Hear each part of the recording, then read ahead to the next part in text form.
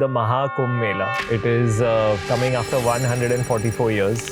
World is going to have its eyes on Bharat. It is the biggest and the most powerful spiritual gathering on earth. Mahakumbh Mela. This year, the city is taking shape again. Millions of visitors are settling into their tents. Let's go into the Samudra Manthan story and then come. It is said when the grinding was happening, this spot was attacked by the Asuras also. So one day of God is one human year. So 12 days, it took 12 years, and while running with it, it fell on 4 important spots. One is I'm not going to go to the Mahakumbh. How do I find, okay, what, basis the sadhana I'm doing, what dhan should I be? the biggest dhan you can do is your. Where are the Naga sadhus and how do they live their life? The Naga sadhus are amazing. They are the warriors of Sanatan. The Kumbh is going on from World War I, World War II, during the Mughals, during everything, and they were the warriors protecting. Why do Agors like Shamshan?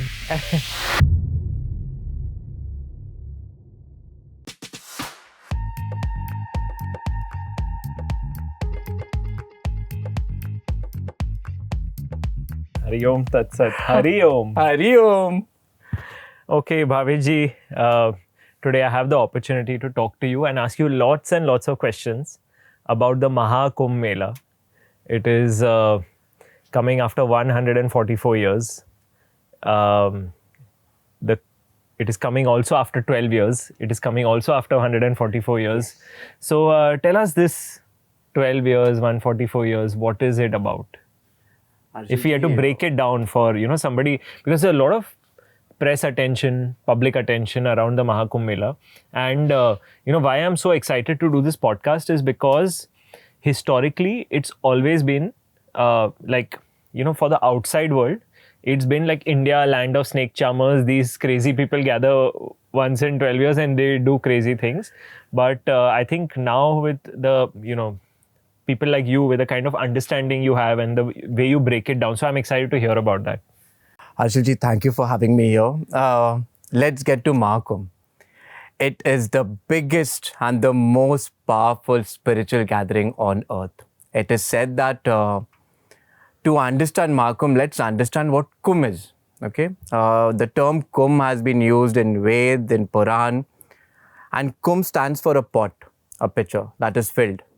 And when you understand what a Kumbh is, the Kumbh Mela we call it. The Kumbh is filled with water. The water is the nectar. And Mela in simple language is a joyous gathering.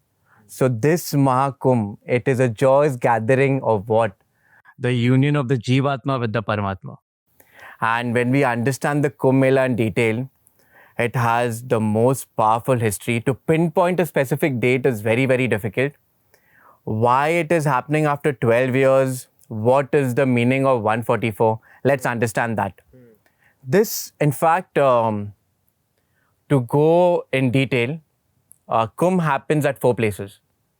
And there's a very beautiful story of how the churning of the Milky Ocean has happened and how the nectar has fallen. So the Kumbh is that nectar, and of course the Atman is that nectar. Samudra Manthan, yes. Let's go into the Samudra Manthan story and then come, because I think that's important, right? Yeah.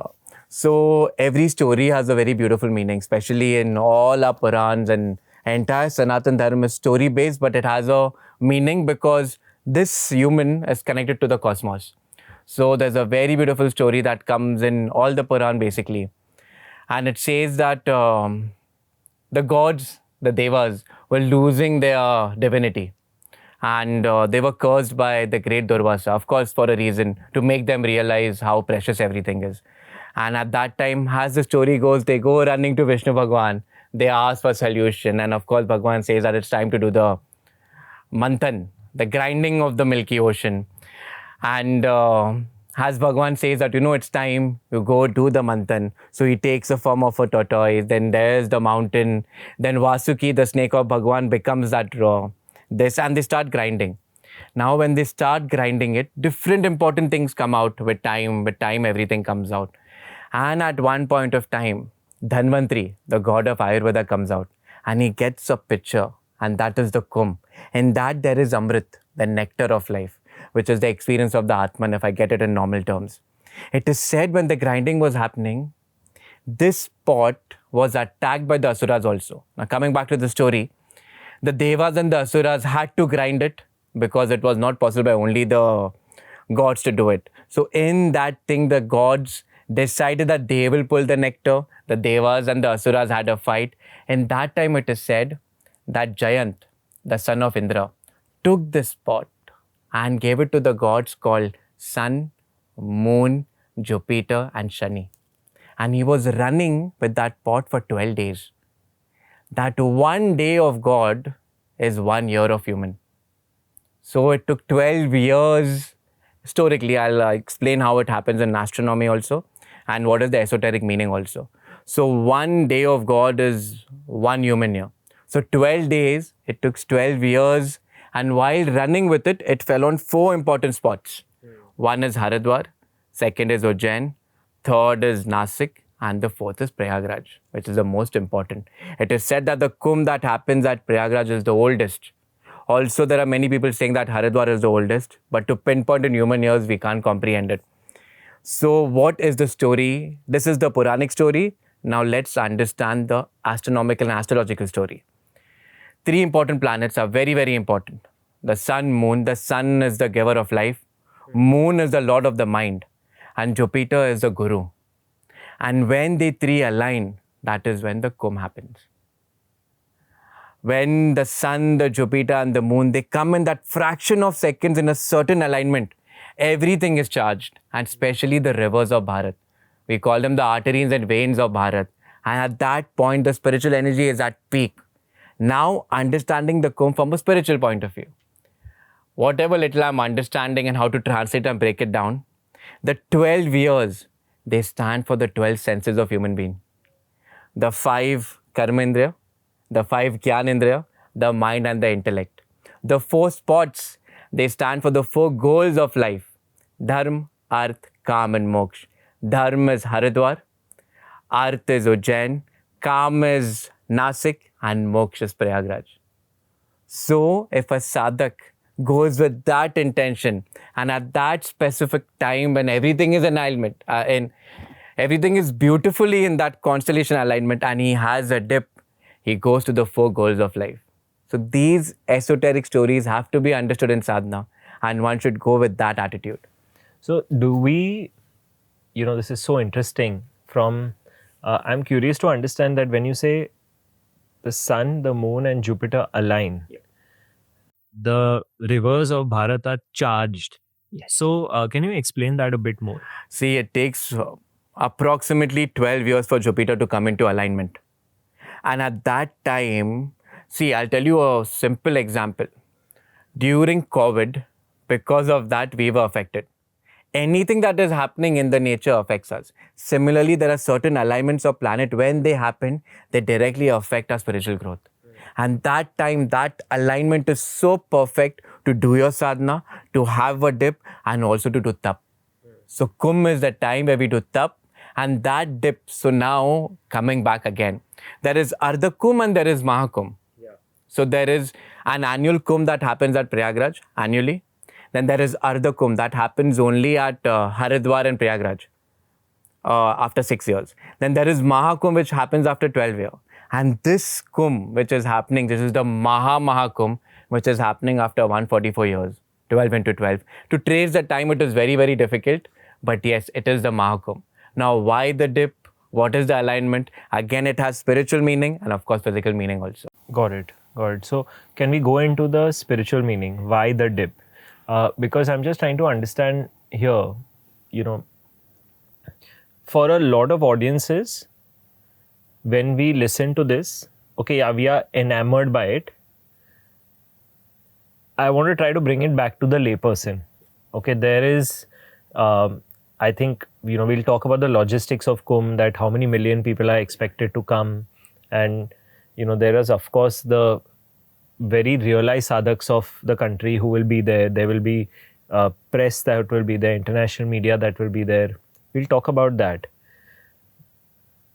But in the larger scheme of things, for the size of what our country is, there's a large part of the country who is just going to look at it as a media spectacle. So I want to break down the spiritual significance of Kumbh for the everyday sadhak and the everyday Indian. and say, okay, what is it that you can do? Like right now I'm getting, okay, so far I'm saying, okay, there's Samudra Manthan. I'm hearing that, oh, the drops fell. So if I Google, I will see some of that. Yes, true. And you're saying it very beautifully. So I'm grateful for that. Now I want to break it down to individual level. No, it is all Shiv's Leela. There is something very interesting. At Prayagraj, the Kumbh is the oldest. In fact, it is said that at Prayagraj there is Ganga, Yamuna and Saraswati. It is a Sangam. In Ramcharitra it is said that Tulsidas Ji the Great says that Prayagraj is a Sangam of moving saints, of sadhus. Where Ganga Ma is the bhakti of Sri Ram. So that attitude of a sadhak day to day is very required. Where Yamuna Ma is one who teaches us the karmic bonds.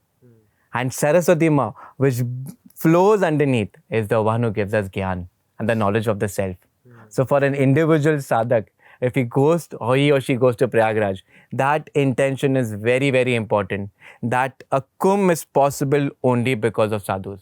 If there are no sadhus, there is no Kumbh. And that esoteric meaning, that the union of bhakti, karma and gyan coming together. And imagine when that Ganga Ma is so charged and you have that attitude, it is said, we dip in the Ganga 3 times and punya will happen. Punya will happen only when you have the right intention, the right bhav and the nature supporting you also. So for a sadhak, if you're going for a Kumbh, 13th is the arrival of the new moon. That is unofficial announcement of Kumbh. There is something very important that people miss out. There is something known as the Kalpavasis. We'll talk about them in detail. Then 14th is Makar Sankranti. Uttarayan starts. That is the movement of the sun in the northern hemisphere. And it is said that it is very good to start sadhana. So on that day that is the first Shahi Snan. Also we'll throw light on Shahi Snan. Then we have 29th is Mauni Amavas. If that day you go for Mahakumbh, it is the most crowded place, but the most powerful place. It is said that it is an Amavas, great sadhak comes there, there's a great gathering and the power to do your sadhana is amplified. Then we have 3rd Feb, which is Basant Panchami. It is the day when we worship Ma Saraswati, the giver of knowledge. Then we have 13th, we have Marg Purnima. It is the day where we pray for our ancestors. So Mahakumbh consists of these important days. And last, it ends on 26th Feb, that is Mahashivratri. So every day is important. But these 6 days, if you take a dip and have the right intention, you can just boom on your spiritual experiences and your sadhana. So for a common person, this is very important. You said we'll touch on 2 things. Yeah. When we talk about Mahakumbh, the first thing that comes to us is Naga Sadhus, the Aghoris. We don't talk about a very important element, that is the Kalpavasis. What makes a Mahakumbh? The Mahakumbh is made by the Brahmacharya of the Sadhus. We, people going for darshan, are called Tirthayatriyas. Tirth is something, a divine place or something we can cross the ocean of sanskaras. We are yatris. And the third is the Kalpavasis. These are special people, householders, who stay there for a month, especially during the Magh, and they do sadhana. So when these 3 elements come together and that divinity of the planets, the Mahakumbh is possible. So the Kalpavasis, they are also Tirthavasis though. But they are longer Tirthavasis. Yes, and they do certain sadhanas. So Kalpavasis, they do dan, they do snan, and they do tap. So they shave their heads. Very minimum eating. They read scriptures. They go to different akharas. And for 1 month, they leave everything and they just pray. So we as Tirthayatris, we go. So a Mahakumbh for few people is a snan. For few people is a tap. And for few people is getting blessings by the greatest Nagas and Sadhus, which we don't see in our day-to-day life. What I've also understood is the Mahakumbh or the Kumbh is the union of Sanatan Dharma coming together in one place, right? It is, it's really where the celebration of divine joy, of, in a sense, it is what Vanamali Ma spoke about on this particular podcast, where she spoke about that, there are 33 crore ways to the divine. and all those 33 crore ways and its infinite possibilities are all there in one place. So what happens at the Mahakumbh? Mahakumbh is celebration of life. People say that it's crowded, it's dirty, it's everything. But trust me, when you look from a sadhak's point of view, it is a place where actually one of the greatest saints, they also go in moksha. It is a place where you start your journey when Naga sadhus are initiated. It is a place where a non-believer can actually transcend into higher states. And it is a place where there is no royalty, no king, no queen, no sadhak. Everyone is one there. It's a joyous moment that should be celebrated, but it requires a lot of courage because when you enter Mahakumbh, the frequency and everything will transform you. So you should be mentally strong. So sorry for the interruption, but 94.3% of you are regular viewers of this podcast and haven't yet hit the subscribe button. So if you're enjoying the conversation so far, can I please request you to hit subscribe? You know, the Kalpavasis, Yes. I want to touch a bit upon them. You would have met a few Kalpavasis. Yes.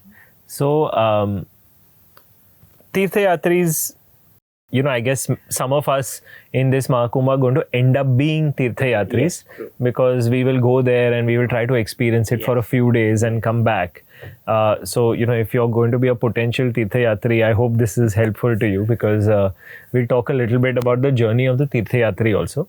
But the Kalpavasis, I'm interested to know a bit about them. You know, like what, let me ask very rudimentary questions like, you know, what is their age like? What typically a Kalpavasi, why does somebody decide to become a Kalpavasi? Yeah, you know, it is very amazing because Kalpavasi, Kalpa means 432 crore years is one day of Brahma. Kalpa also means to take a sankalp. And Vasi is a person who's staying there. So Kalpavasi is a person who has taken a certain sankalp and staying there and doing his stuff. And it is very amazing because if you go there on the invocation of Ma Saraswati, all the Kalpavasis, they wear yellow. And they pray to Ma Saraswati and in some state of ecstasy. This 1 month, their householders, aging, married couples, senior, even after 2022, they just take that tub for 1 month. And a Kalpavasi has only one intention. They do their mantra chanting. They do snan 3 times in the Sangam. They do their jap, havan. And for 1 month, they lead a life of a tapasvi in complete brahmacharya to control the mind. And of course, the energy is so high, so they move in their sadhanas. Many Kalpavasis also get initiated in this time, depending upon their karmic bonds. How does it feel to move in your sadhana? Like, you know, what is that? Can you describe that feeling? Because there are so many people across the country now who've started doing their sadhana and they don't know, am I moving in my sadhana or not? I know that a place like Prayagraj with the Mahakumbh, with the confluence of the rivers, with the divine gathering that it is, will have a movement needle on you. My question is slightly different from that, which is that if I'm a sadhak, how do I know I'm moving forward? Personally talking, if you are a sadhak, the moment you learn how to respond, the moment you realize that I have been tested, and the moment you become more calm and composed, that is a sign that means you're leveling up. At the same time, to put it in other language, the more sadhana you do, the higher you will be tested. So the more you think that, I've controlled my jealousy, for example, now tomorrow if you have another problem and you don't react to it, that is an upgrade. And at times, the divinity will contact you in many ways. You will be supported in many ways, in different forms and different people. How do I know if divinity is contacting me and it's not my delusion, but divinity is contacting me? Like, you know, there could be that phase. There's a very fine line between delusion and having an experience. The moment you're not attached to any experience, you are good. The moment you have realized that even good is divine and even bad is divine, that means you're on the right path. Yeah, it's tough, right? It's very tough. It's very, tough. very So, difficult. I mean, I just don't want to leave it like, okay, it's easy by just saying some words here. It is very, very difficult. And you never know when the ego rises up. We never know. I'll come back to the Kumbh Mela. Yes. and the Shahi Snan. Yes. What is the Shahi Snan and what is it all about? And why is it so revered and written about? You know, the Shahi Snan is something that holds the Mahakumbh together. In fact, if you realize, there are akharas. There are 13 organizations that run the akharas, out of which 7 are Shaivya, 3 are Vaishnav, 1 is Udasin, 2 and 1 is Sikh. In Prayagraj, the Shahi Snan that starts is only with the Shaiva sadhus, then Vishnu sadhus, and then. So generally what I'm trying to tell you is Shahi Snan is an occasion where all the Naga sadhus, they jump and they surrender themselves, because for them everything is Divine Mother only. And that is the beginning. And after that also the Kalpavasis who take their Sankalp. So it is a site where you realize that at the end there is nothing. So when does the Shahi Snan happen? It starts, actually, you know, we are planning personally to wake up early in the morning and wait for the first dip when the sadhu is taken. It happens early. It depends, not this time, I have to check the calendar, but 13th is unofficial, 14th is the first one. We will Where? see it on Temples of Bharat. Yes. Amazing. By the way, I must say that, you know, the kind of work that y'all are doing with Temples of Bharat, really going to the temples, and it's a joy to watch, because then when you go to the temples, I'm almost going with you to see through and understanding the significance. It's never been done that way. So I just want to, you know, thank you for that. Thank you. It is, you know, it is the deity's Leela, because at times, even the most difficult temple, the deity gives us access. So it's a blessing. Coming back to, you know, this cultural significance of the Mahakumbh. Now, I think the world is going to have its eyes on Bharat for this particular Mahakumbh. And you know, what is it that you have seen? Because I know that you have been also discussing a little bit with the authorities on, you know, what is going on. How is Bharat projecting the Kumbh this time? You know, we were very fortunate to understand how it works. In fact, it is said that the Mahakumbh is going to be at such a grand level. It will be visible from space. It's such a gathering. And this time we were in Prayagraj and we came from there. It is so well organized. I think they are personally seeing to it that all the needs are taken care. Of course, we don't know what is the end result is, but everything. And you know, the amazing part is only during this time we can see the land where the Kumbh is happening in Prayagraj, because when it rains, everything is covered. So getting it set, preparing the space for Akhara, getting the place cleaned up for Shahi Snan, it is a very big task. And imagine 40 crore people are going to come, organizing everything. In fact, we were so fortunate. We saw Peshwai when we were there. Peshwai is when an Akhara comes with the main Guru, and it is a sight. So they are very well organized this time. So for roughly 1/4 of the country is going to come and go. Yeah, and imagine not only from India, from everywhere. And it is actually, according to my understanding, Kumbh is a space where all sadhu comes. They come together, and it was a meeting point, because it is very difficult to get hold of Naga sadhus. They don't live here. Naga sadhu, it comes from, Nag means naked, they are naked, and they belong to the mountains. So during this time, they used to come. And these Naga sadhus also practice martial arts. So when the Peshwai comes, it is a show that they have come to surrender to Mother. And, you know, when there's this confluence of all these various ways of the Sanatan Dharma coming together, what kind of discussions are happening there? You know, like, what are some of the things that they are discussing? You won't believe there's only celebration. Bhandara is a thing where they just distribute food, and it's a get-together for them, where they just, you know, how we catch up, they catch up, they talk about their sadhanas, from Naga sadhus to Vedantis to, it's a beautiful get-together. And, you know, it is a time where some great saints also walk in, so which we can just pray that we get their darshan. And, you know, like, for example, Naga sadhus, you said that you rarely get to see them. So I know that now you interacted with them a little bit, or you will be also further interacting with them a little bit more. In this world, like, actually, if I read the world, if I see it as concentric circles, there is a lot of people, us regular sadhaks on the periphery, who are just trying to do a sadhana and get by. Then there are the more realized people. Then there are the people who are, deep realized into their sadhana. Then there are the people who've given up their whole life for it. So in the context of this, where are the Naga sadhus, and how do they live their life? Very interesting. The Naga sadhus are amazing. No one knows about them much, and they are the warriors of Sanatan. The Kumbh is going on from World War One, World War Two, during the Mughals, during everything, and they were the warriors protecting. They are warriors, and generally I think they are very quiet in their own world. They don't like to mingle around with people. What also I've noticed, that imagine you being in a state where you are completely into Vairagya.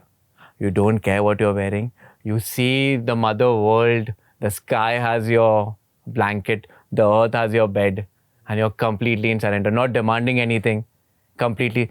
That is the state of a Naga. They are warriors, but at the end also they are Vedantis. They know that everything comes from the same source. How does one become a Naga sadhu? This is the time when they initiate hundreds of Nagas. So the process is they shave their head. It's a very beautiful. Then Janayu is given. Then the main guru gives them the mantra, and their journey starts. So Kumbh is something which is very important because it also takes Sanatan ahead. At the same time, people like us who are waiting to see actual gurus and saints, this is the time. This is the time. And the Aghoris. Aghoris, they have been written about, understood, misunderstood. Who are the Aghoris? So Naga sadhu is very interesting, that protectors of the Sanatan Dharma. I want to ask a bit more about that, but I'll let you complete about the Aghoris. See, Aghoris, there's a lot of misconception about Aghoris, that they do this, they do that, they do black magic. I believe an Aghor is a person who has completely surrendered to Shakti.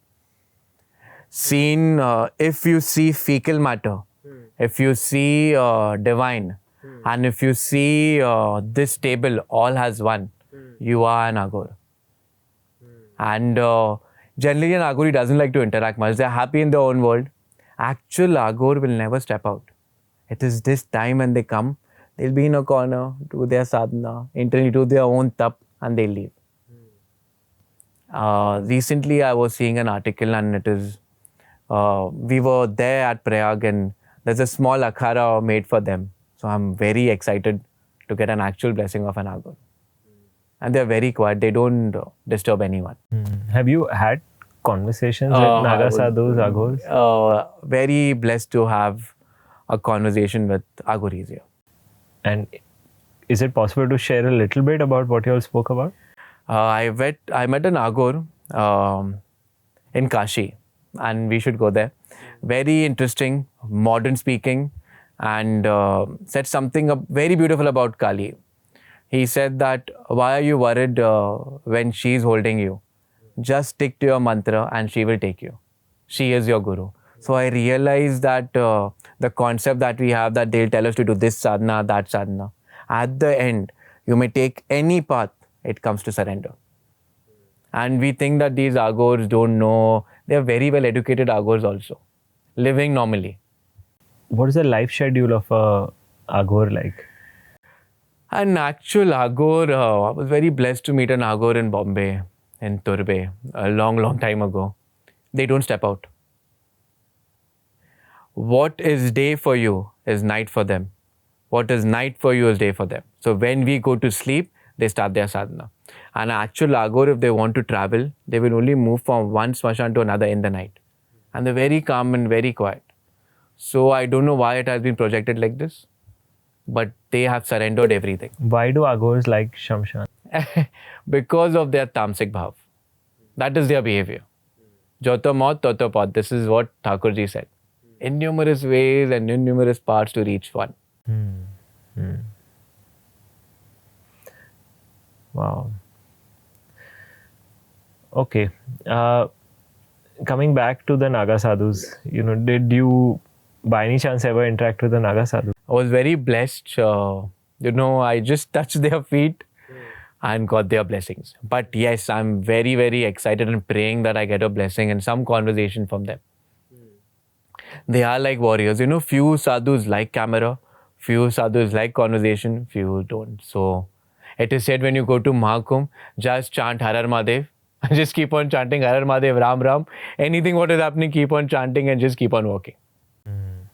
If somebody is going for the first time this time, one of the 40 crore people, if they are going for the first time, how should they prepare? And with what should they start doing right now? I know we're already late to tell them, but I guess this is on the 12th or 13th that they will see it. Yes. So 14th is the next day, and they might go in that period of time.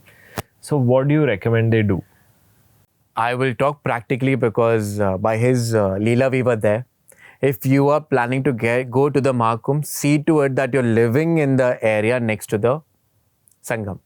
If you're planning to stay outside, impossible, because the roads are going to be closed and you will need to walk 3-4 kilometers. And it will be so crowded that 3-4 kilometers is going to take you evening. Secondly, be in complete surrender and acceptance. Be open because you never know who you will encounter. Be very mindful, and wherever you get a chance of taking a blessing of a guru, just take it. Thirdly, try to close your eyes and do some tap there. So I would believe, as we are going, we are living in a tent very locally, and try to get a dip. If not possible, then just be and meditate. There are very modern saints also come. They do have their bandaras, they have their talks. Many great saints also talk. So try to get, this is the time where, it's like you're in a candy store. Yeah. You should just grab everything as possible. That curiosity and bhav should be there. Otherwise, you will miss out. And you spoke already about the important dates, but if you want to just repeat the important dates for the Snan. Yeah, the Snan, the first is 13th. 14th is the Shahi Snan. That is Makar Sankranti. Then comes 29th. That is the second Shahi Snan, which is 14th is Uttarayan. Then comes Mauni Amavas. Then is the Feb Basant Panchami. These three are the most important Snan, but Mauni Amavas, whoever has spoken, all are coming there for Mauni Amavas. It is said when many tantrics are also initiated and a lot of sadhana goes on. It is very powerful. So these three are the Shais. 3 dates. Yes. And what are the other important dates? In fact, people take a dip there, but these three have the highest importance for Prayagraj. Why these three? You want to touch a bit on why these? Because for the first, Makar Sankranti is the Uttarayan, which is very beneficial to start a sadhana for a sadhak. Second is Mauni Amavas. It is the day when many people, many gurus also initiate their sadhaks for higher sadhana.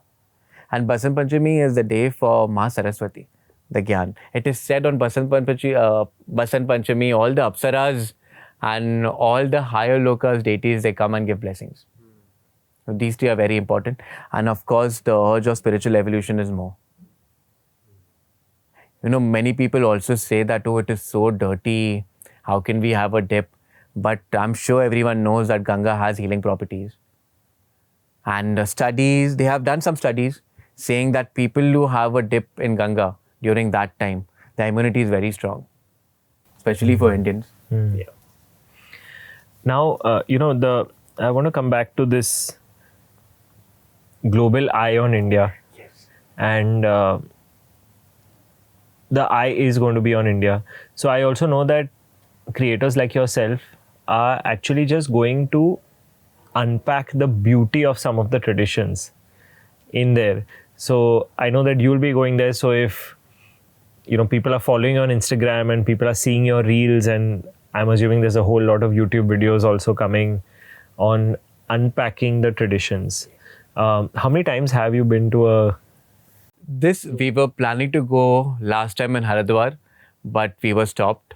This time was my first actual time being and breaking it down. Oh, how exciting. Very, very excited. And it is an experience because during that time, we'll also grow. And you never know, we'll meet some great saints. Yeah. How excited are you? Very excited. Very excited. And like, what is the personal significance of this Kumbh for you? I've been, we always tell our team that we have to go, we have to go. Last time we were very, very upset because we were some reason.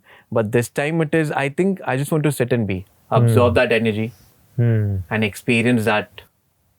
Because, if you understand the crux of Kumbh, it is the purity of the mind, cleansing of our impurities and letting go. I want to ask some more worldly and material questions around this. There's so many crores of people who will come there. Logistics, how is this managed? Like, how is this put together? We are literally talking about almost 1/3 of the country going to one epicenter in and out. So how is this managed? It's very, the entire city becomes a Mahakumbh. Entire city. And this time they're going digital. They have made apps. They have, when you just scan it, all the details will be given. So they are trying their best. And it's amazing how they have increased the frequency of trains, how the food supply has been changed. It is amazing. So I'm looking forward how. And the security, the police has been doubled. They have been taking care of almost everything. Rest, I think the divine will connect the dots. I want to go back to the Samudra Manthan because I feel like we didn't touch upon it well enough. The drops of the nectar went to the 4 sthans. And then there was the Samudra Manthan, the pull between the Devas and the Asuras. And you said different Purans have different takes on it. Yes. So what are broad different takes on the Samudra Manthan? See, few people say that in few Puranas it is said that Vishnu Bhagwan takes the form of Mohini. Few people say that it is Jayant. But what I take and what I understand, the Samudra Manthan is the human body. The mountain is the spine. The grinding of Devas and Asuras is the thoughts, positive and negative. The halahal that is coming out is Shiv, which is drinking it and removing everything. And what remains is the nectar. Wow. And when you see Vishnu Bhagwan taking a form, he's always holding you. He is the sustainer. So when you have a dip with that manthan, you're just letting go everything. I think that is I want to just ask you if maybe we'll be in touch and try to understand if we can meet you after the Kumbh, because I feel there's so much that you will experience right there. Yeah, because by His grace, I know that the Shaiva Nagas are naked and they put the Tripund. The Vishnu Nagas, they wear clothes in public and their sadhana is very different. So that experience is what will be Because very it will be different. so interesting to see what they interact about. Yes, what they talk to each other about. It's very interesting. I'm going into the akharas because akharas is the shan of Kumbh. So each akhara has an ishta. They worship Ganesh, they worship Kartikeya, and Vishnu akharas also worship, and they do tap with fire. So it is something which I'm praying that we'll get some knowledge from them.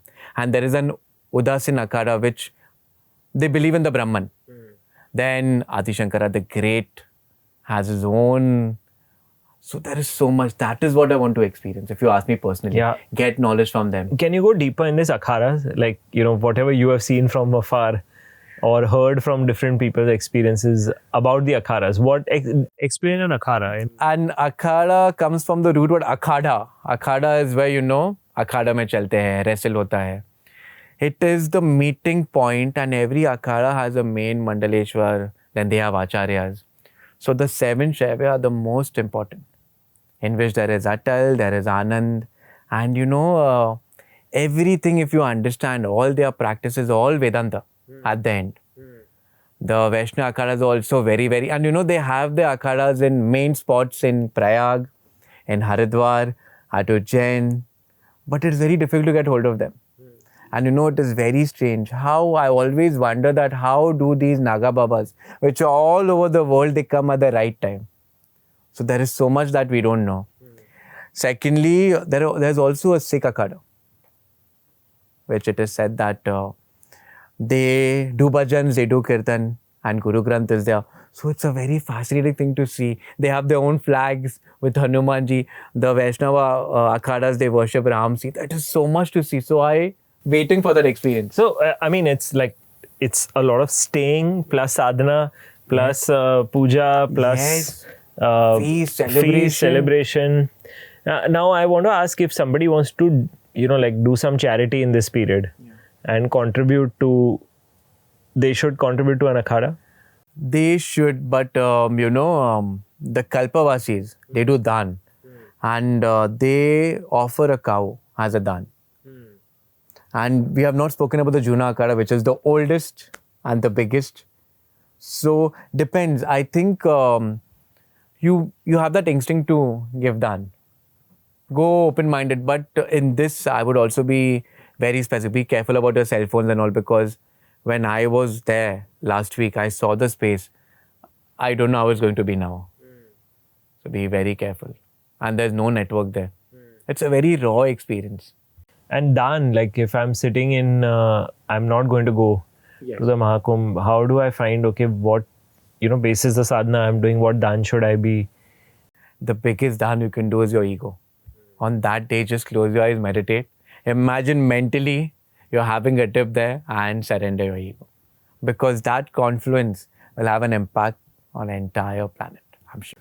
You said the Juna Akhada we have not touched upon. Juna Akhada is they are Peshwai. Peshwai, is an entrance. When we translate Peshwai normally, it's Praveshi, matlab.